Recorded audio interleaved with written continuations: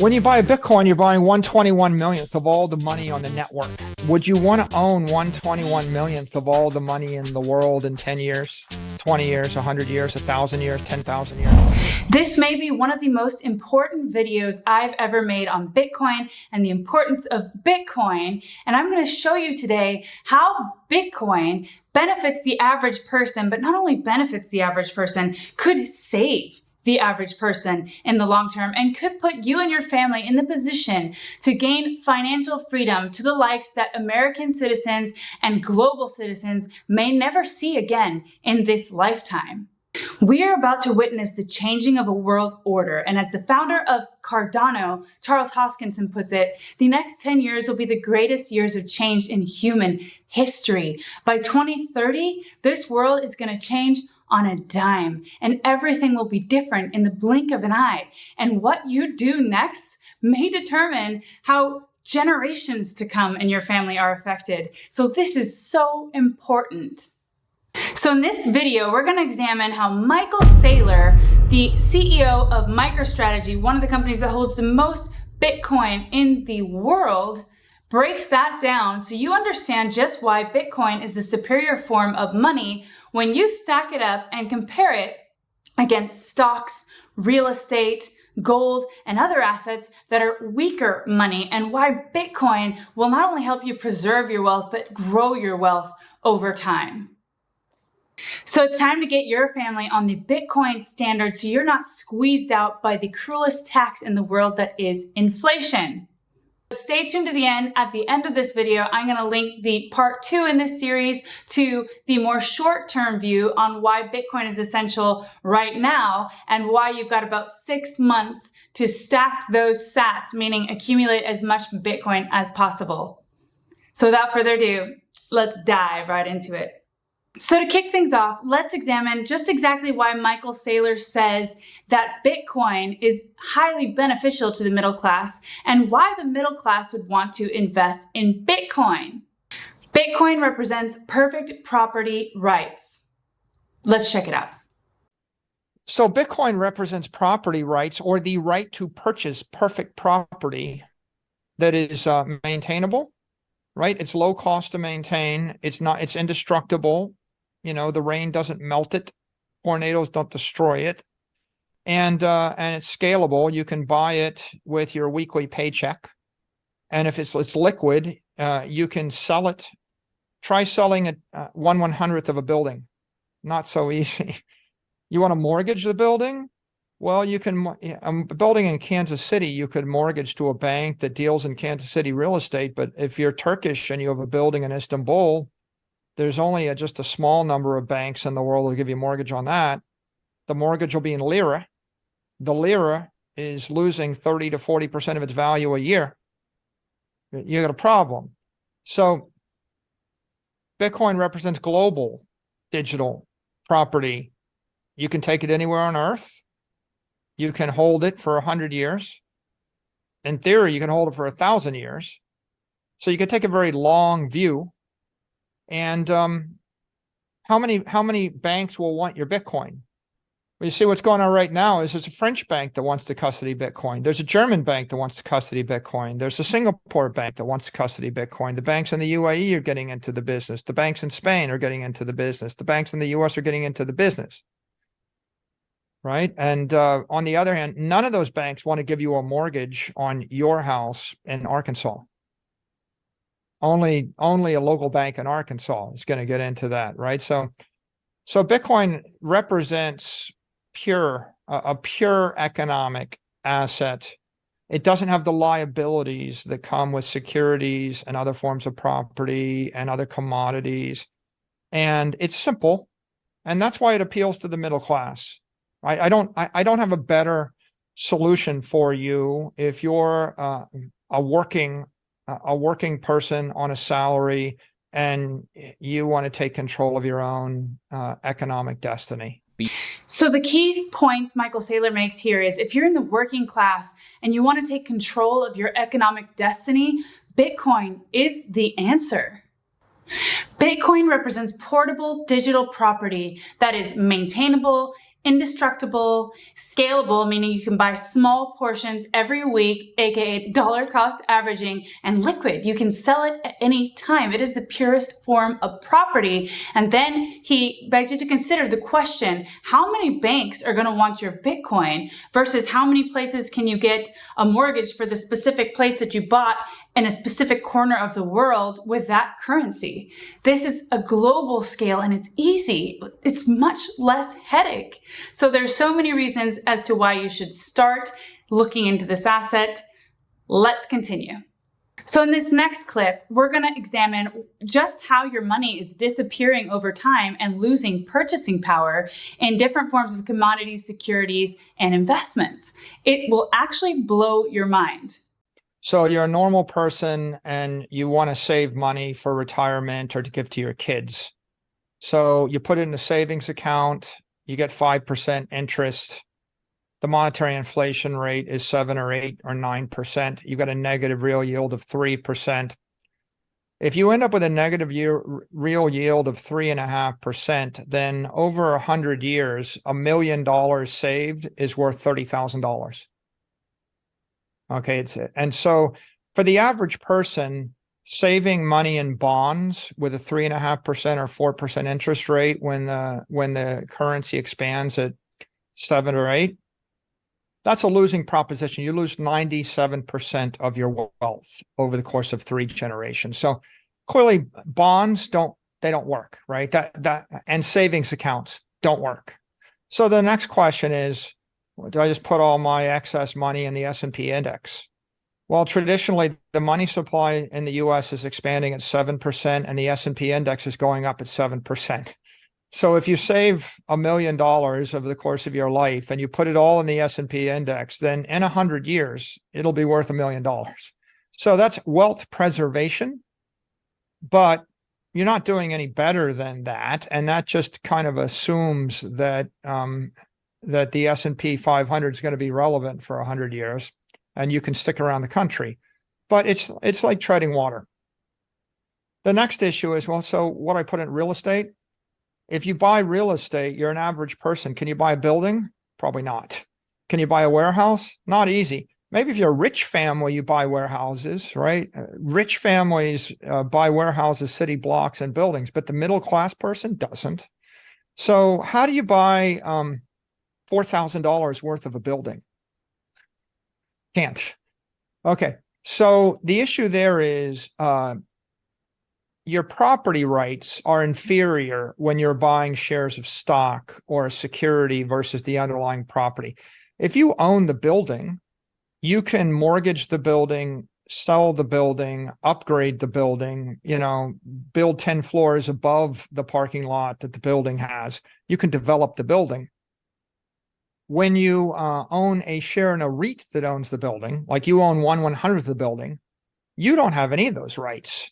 You can't do anything to the building. You're just along for the ride, getting 1/100th of whatever cash flow the general partner decides to distribute to you. And if they make stupid decisions, you're stuck with them, right? You don't have any property rights. You're inferior in your economic rights. So that's just how he breaks it down on why Bitcoin is the superior asset to other forms of commodities, securities, and property. So basically, if you'd invested in bonds, you could lose 97% of your wealth over 3 generations. And owning the S&P is like treading water. You're not actually making your capital grow. You're just maintaining, you're just surviving. But Bitcoin allows you to escape the rat race and achieve true financial freedom over time. And that leads us to the problem of securities. What is the problem of security? So you have some money, you invest it in Apple stock or Amazon or Facebook or Google or a REIT that owns a building. The dilutive problem with securities is there are risk factors. First of all, there's a management team. They're going to take 1% every year. They're not doing it for free. They're charging you to manage the company or the building, right? And if you're lucky, that's only 1%. You want to see that in action? Just go look at any ETF. The ETFs charge 90 basis points.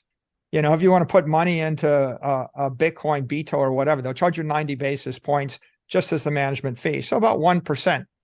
What's the cost of 1% over the course of a lifetime? An infinite duration asset, you would basically multiply it by 20, 25. So it means that when I charge you 1% to manage your $1 million, I'm taking 20% of your money. Okay. I'm taking 20% of all your wealth to charge you 1%. What's the return on the S&P index? 7% a year. What's the monetary inflation rate? 7%. So this is an interesting point on securities and why they're inferior. When many people ask you about Bitcoin, they say, but Bitcoin doesn't produce anything.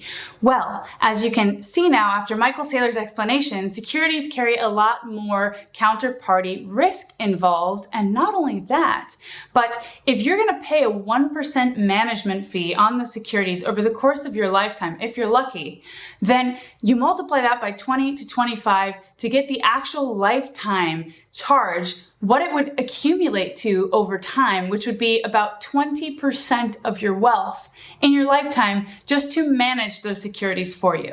What if I could buy a product that was never going to obsolesce, that's good for 1 million years? What if there was no management team and they work for free, right? What if the product is run by computer programs that don't charge a fee? What if there's no labor? What if it's a digital product, so there is no chance to block it via a trade war or destroy it via real war?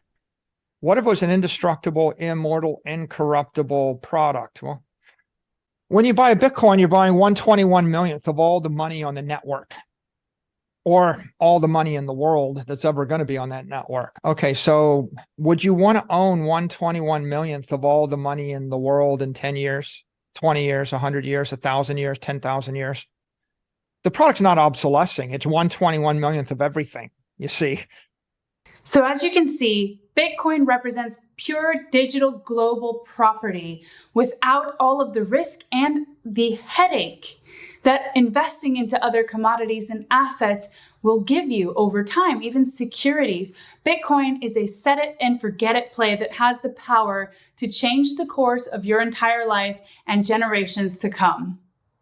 And back to what I said before about hedging against counterparty risk. There are so many elements tied up in the real world to assets that aren't portable, that aren't liquid, that you can't buy fractional pieces of, that you can't store for free somewhere in cyberspace where you don't have to pay that 1% of all of your wealth to management fees. I mean, this is truly a form of freedom that not many people can comprehend yet. It's access to institutional grade asset for all, not just for institutions. So it's truly revolutionary.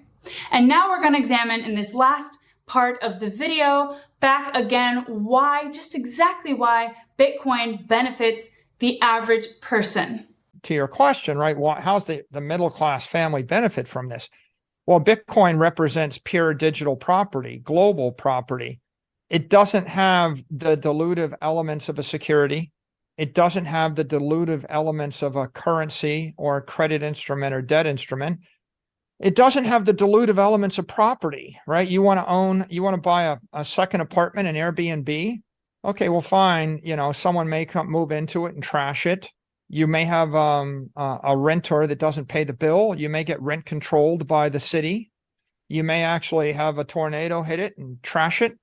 You'll probably get a property tax on it from the city, maybe from the county, maybe from the state, maybe from the government. If you ever have to leave, you can't take it with you. And at some point in 100 years, the thing is probably going to have to be completely rebuilt and renovated to be usable again. So property is not a great long-term store of value. Credit's not a great long-term store of value. They're not scalable. You can't buy $437 of an Airbnb apartment every 2 weeks. So Bitcoin offers you apex global property. Theoretically, if the S&P index yields 7%, there's no reason why Bitcoin shouldn't appreciate about 14% in that environment. I think you get about a 7% real yield over the course of 100 years, whereas S&P index gives you 0% real yield. the best you can theoretically do with real estate property is maybe a 2% real yield if you're just really good at it. But there are just so many risks. Will your grandson or granddaughter be able to run the family property portfolio no matter what country they live in?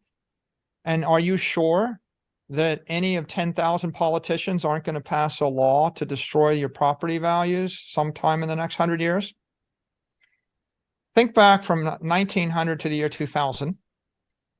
And now imagine that you own a bar of gold in the bank in your city. What's the likelihood that you still have it 100 years later? Imagine you have a building in a major city in the world. Imagine you still have it 100 years later. Would you want to own a building in Russia, in Moscow, in Kiev, in Tokyo, in London, in Paris, in New York? Where would you want to own the building? Where would you want to own the bar of gold? It turns out that everywhere in the world, the gold got seized. Maybe you might have got by in Zurich, Switzerland, but everywhere else, you lost all your money. Every bank failed. Every currency failed. So your best bet is maybe you own property that they can't make more of. If you're lucky enough to own, if you owned a piece of property on the Gold Coast of Florida for 100 years, it went from $100,000 to $50 million. Good, but the property taxes on it probably offset the capital gain from it if it was residential. So the only way you could have actually made money owning property is if you own commercial real estate and you generated a rent on it in excess of the taxes and the insurance and the depreciation and the maintenance. It's not easy.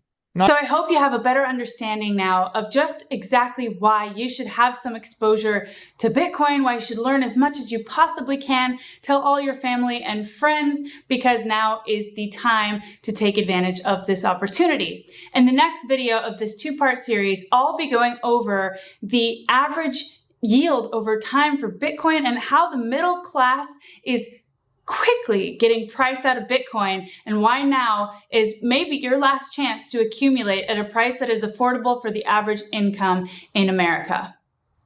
That's it for today. I'll see you tomorrow.